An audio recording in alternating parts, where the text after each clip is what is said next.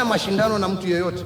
Hata jana mliona nilialika wenzetu nikawaambia twendeni ya furaha. Hii Madaraka ni yetu sisi zote, sijui ni kwa nini hawakuja. I now wonder why we want to transact the business of Kenya, either over a tete-a-tete, over a cup of tea, or in street engagements clouded by clouds of tear gas. Nothing has changed. Uhuru and Ruto dash hopes of any dialogue over IEBC. Kama hakuna mazungumzo, Jumatatu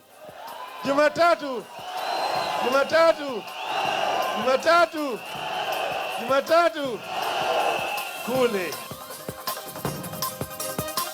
Hope for the best, prepare for the worst. Raila prepares for both dialogue and anti-IEBC protests. Judging the judges, court to rule on actions of Njoki Ndung'u and Chief Justice Mutunga.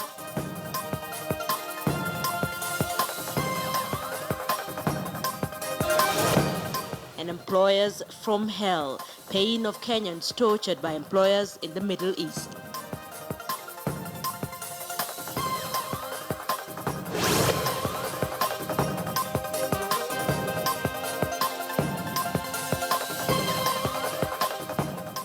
Well, it's the first day of June. Happy Madaraka Day to all of you. Welcome to KTN Prime. Thank you for making time for us. I'm Linda Ogutu, a sign language interpreter. Tonight, there at the bottom end of your screen is William Sila. Now, today, both Kenyan President Uhuru Kenyatta and opposition leader Raila Odinga appear to confirm that indeed nothing has changed in the standoff over the fate of the Electoral Commission. Hardline speeches characterized the Madaraka Day celebrations at Nakuru's Afraha Stadium, as State House also refuted speculation that there was any committee being formed to spearhead talks with the opposition. Let's begin with what happened in Nakuru today.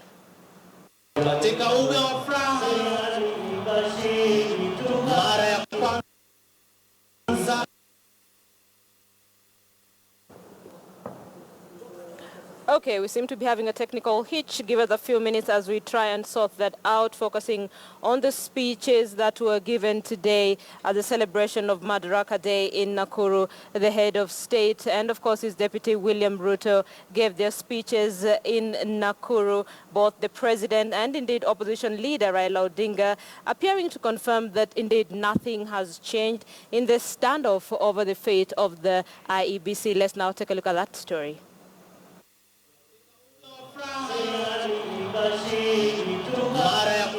President Uhuru Kenyatta was here at Nakuru's Afraha Stadium to lead the nation in marking the 53rd Madaraka Day, a first one of its kind, being held away from the nation's seat of power, Nairobi. As anticipated, the prevailing political undercurrents in Kenya took center stage. Passion without control is a fire that can destroy the house we have so painstakingly built over these last 53 years. This passion must be tempered with moderation and wisdom. Telltale signs that there might be no political goodwill just yet on resolving the IEBC standoff between the government and opposition were brought to the fore by Deputy President William Ruto. We told the whole world when we passed the new constitution that we have passed and given to ourselves the most progressive and robust constitution. I now wonder why we want to transact the business of Kenya, either over a tete-a-tete, over a cup of tea, or in street engagements clouded by clouds of tear gas. Why do we want to move that direction? What happened to the progressive constitution that we passed that is supposed to manage the affairs of our country? All of us must subject ourselves to the constitution. That is the only way. So I believe there is still time to break out of the bad habits of youth. We need to look back at the distance we have come. As they maintained that there is no shortcut in resolving the IEBC stalemate. You say you have a problem with the IEBC. You have a problem with the judiciary. You have a problem with parliament. What are your credentials insofar as the rule of law and constitutionalism is concerned? What then do you believe in?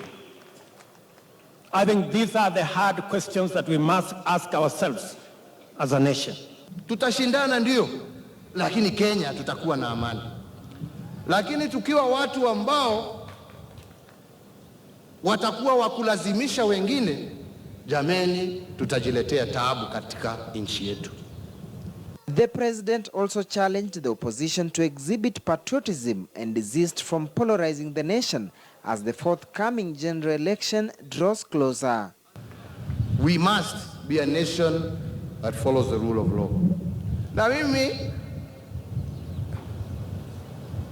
sina mashindano na mtu yeyote. Hata jana mliona nilialika wenzetu nikawaambia tuendeni ya furaha. Hii madaraka ni yetu sisi zote, sijui ni kwa nini hawakuja. Lakini mimi niliwaalika. Wameona labda waende wafanye yao kwingine. Hiyo ni shauri yao. Lakini wastahili wajue ya kwamba kuna siku pia wewe utataka kuongoza.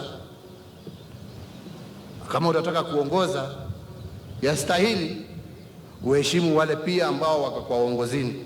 Machakos County will be the next stop as the country celebrates Mashujaa Day. We will only engage you within the legal framework seems to be the message that President Uhuru Kenyatta and his deputy William Ruto are sending to the opposition, even as tension continues to rise over what is being seen as the grand divide within the nation. Duncan Haimba, KTN, Nakuru County.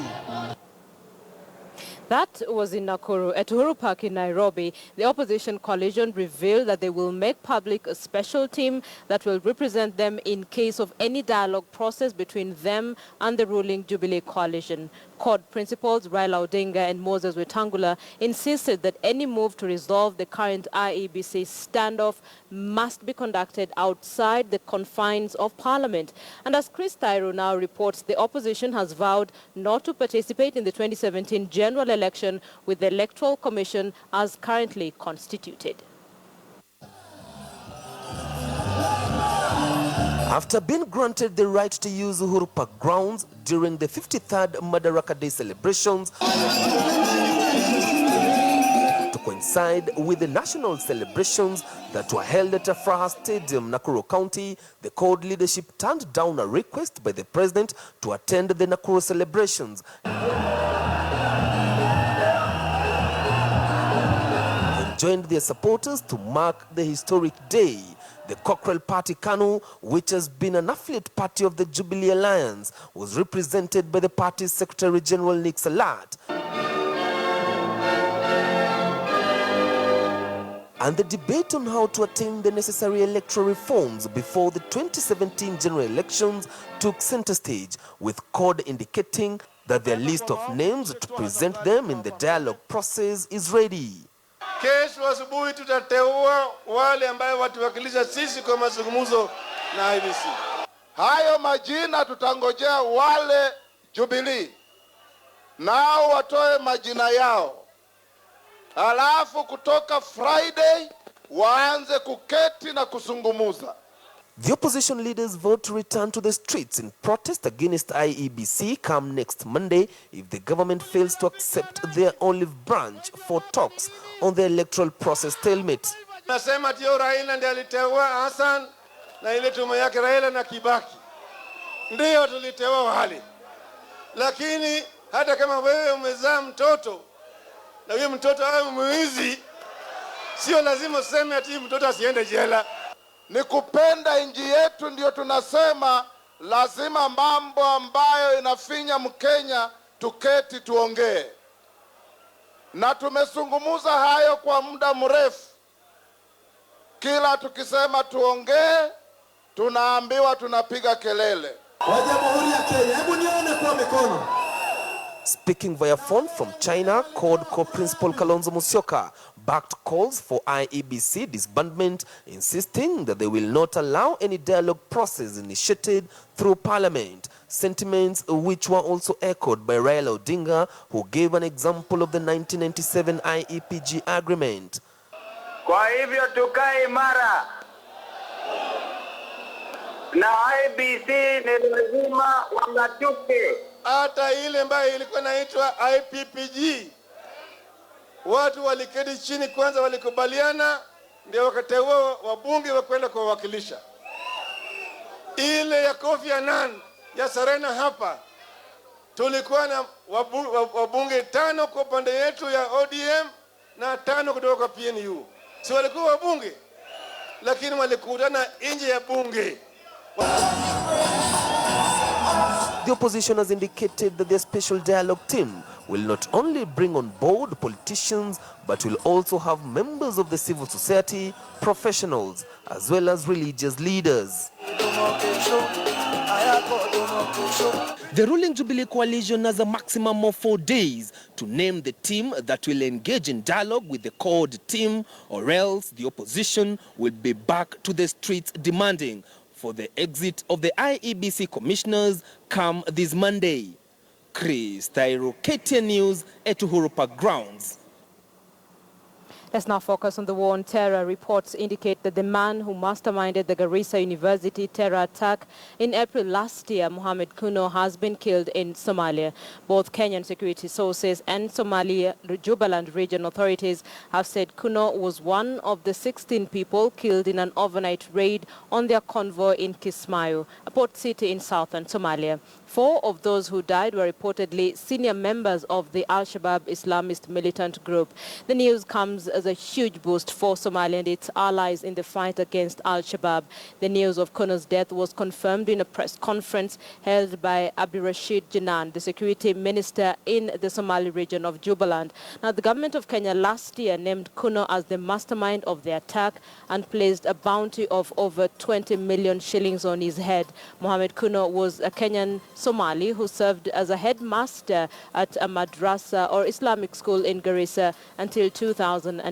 But then he crossed the border into Somalia to join the Union of Islamic Courts, which at one point controlled much of that country. Now, when it collapsed, he joined the militant group Hizbul Islam, which in 2010 merged with Al-Shabaab.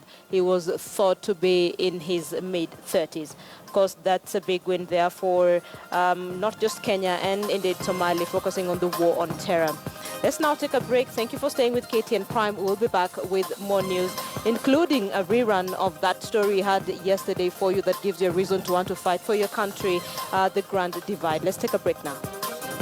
Kenyan intelligence reports say that terrorists are planning to infiltrate public gatherings at the coast of Kenya using vehicles with fake government and diplomatic number plates. Now, while addressing the public during Madaraka Day celebrations at Mombasa's Tononoka grounds, Mombasa County Commissioner Malim Mohamed directed security operators in the region to stay on high alert and thoroughly inspect all vehicles at major spot checks. KTN's coast reporter Francis Ontomwa with that update for us.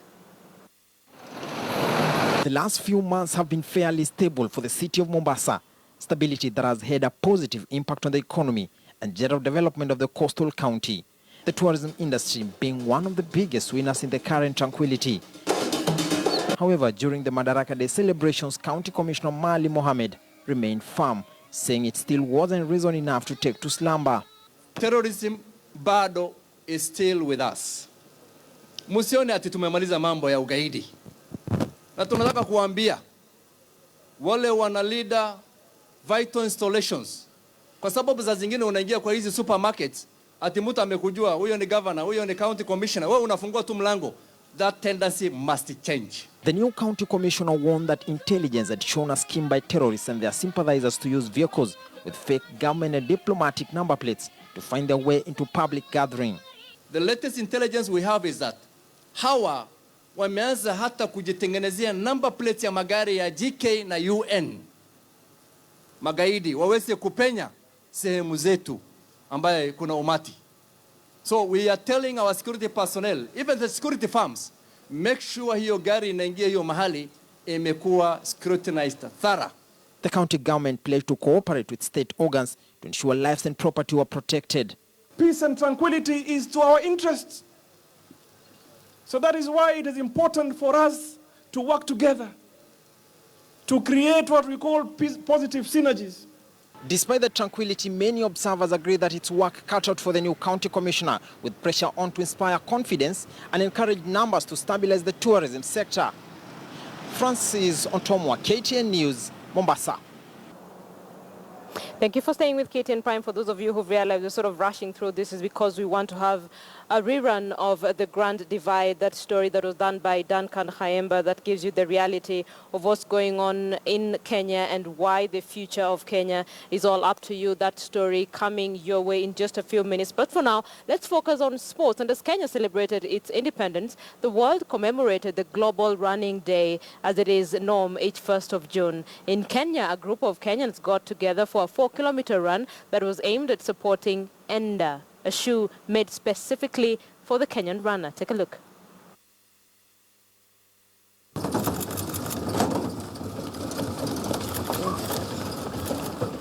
Kenya is renowned world over for Kenya's athletes' prowess. They rule the world of running. Despite the Kenyan dominance, there hasn't been a shoe made specifically for the Kenyan runner. Enda, a shoe made to fit the Kenyan natural way of running, has however entered the market. So have you been to like a race and like you see people at the end going like Enda, Enda, Enda, and like you see people yelling it in traffic too and they're frustrated with each other, but you know also it's a word of encouragement, right? KTN News spoke to Weldon Kennedy, the Enda company co-founder, about what makes Enda a shoe for the Kenyan runner. So the Enda E10, which is our first model, is a lightweight 4mm drop shoe, so it really rewards a natural running form. You know, it feels good when you're striking with your midfoot or forefoot, which is how so many Kenyan elite runners run. So it fits very well for like a quick, light, natural running style. The Enda E10 model comes in green, black and red, the core colors of the Kenyan national flag, giving the shoe a true Kenyan feeling. Weldon says plans to establish a manufacturing plant in Kenya are underway. Wish it was already happening, right? Like I would love to be churning out next generations of prototypes here. Basically, once the Kickstarter campaign is successful, which it looks like we might be crossing the 75,000 mark today and onward to more funding, which is great. Once that happens, we get the Kickstarter funds in, we start sourcing the components, we bring them here. We should hopefully start assembly in September and ship shoes in November. Valerie Achieng-Leisten had the opportunity to test the shoe while commemorating the Global Running Day over a 4 kilometers run in Nairobi. What I love about them is that I don't really feel like I've been just running for 4 kilometers. They're really light, so I don't have that heavy feeling while I'm running. They're very active. I don't feel that my feet are sweaty or uncomfortable, so I really enjoyed running in them. I would love to have a runner winning a major marathon in an Enda. Well, as the whole world commemorated the Global Running Day, a group of Kenyans who are seated behind me did it in a special way at an event organized to support Enda, the shoe made for the Kenyan runner. Lynn Washira, KTN News. Okay, people, let's wrap it up on that note on KTN Prime. Thank you so much for watching on behalf of myself and, of course, William Sila at the bottom end of your screen. But before we walk away, let's leave you with the rerun of The Grand Divide.